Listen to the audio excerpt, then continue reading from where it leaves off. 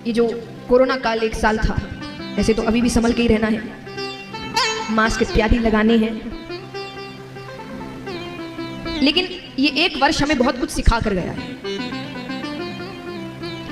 एक तरीके से तो प्रकृति ने ये सिखा दिया कि तुम कितना भी छेड़छाड़ कर लो प्रकृति के साथ, जब वो अपने पर आती है ना तो सबको घर बैठा देती है।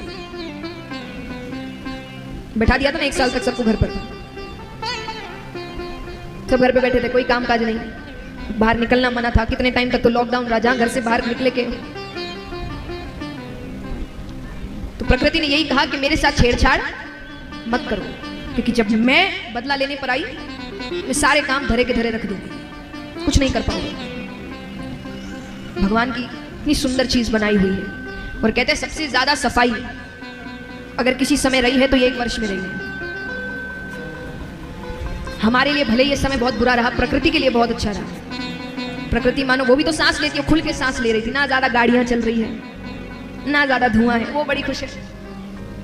खुले खुले रास्ते, एकदम आकाश इतना साफ हो गया था, कई शहरों में तारे दिखने लग गए थे जो उन्होंने महीनों से नहीं देखे थे। क्यों? क्योंकि साफ सफाई थी। लोग जब बाहर निकल ही नहीं रहे तो गंदगी कहां से होगी?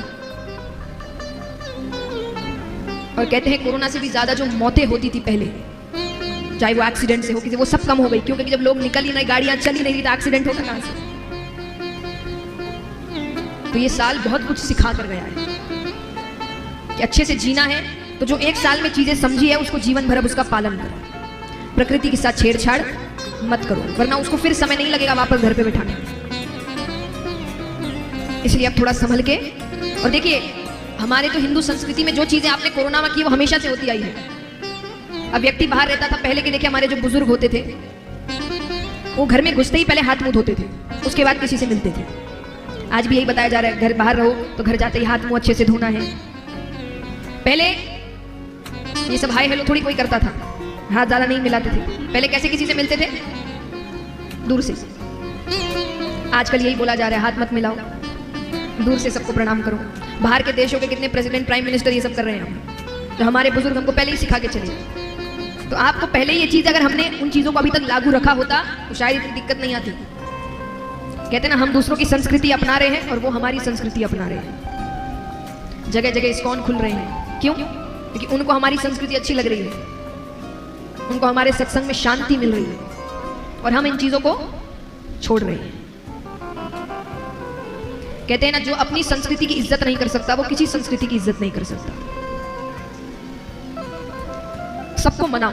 मैं एक बात हमेशा कहती हूँ, खुद की संस्कृति अच्छा का मतलब ये नहीं कि बाकियों की खराब है या उसकी बेइज्जती करनी है, नहीं। कहते हैं इज्जत सबकी करो, प्रेम अपने से करो। इज्जत मगर सबकी करो, क्योंकि जितना प्रेम आपको अपनी संस्कृति उतना ही उनको भी अपनी संस्कृति से प्रेम है। इज्जत सबकी करनी है, लेकिन अपनी बेइज्जती नहीं करनी है। और ये चीज हमको तो जितनी सीखने की जरूरत है, शायद किसी और को सीखने की जरूरत होगी, क्योंकि जितना मजाक हमारी संस्कृति, हमारे भगवानों का उड़ाया जाता है, उतना तो किसी का ही नहीं उड़ाया जाता। उसका कारण क्या है? क्योंकि अधिकतर समय देखिएगा जब ऐसे मजाक होते हैं ना, वहां हम में से ही लोग होते हैं जो हंस रहे होते हैं। हमें ही बड़ा मजा आता है, और फिर हम कहते हैं कि तो मजाक है, तुम्हें मजाक लेना नहीं आता। अरे माँ बाप को गालियां दोगे तो मजाक थोड़ी होगा वो। और जो माँ बाप के लिए गालियां सुन ले वो कोई संतान है?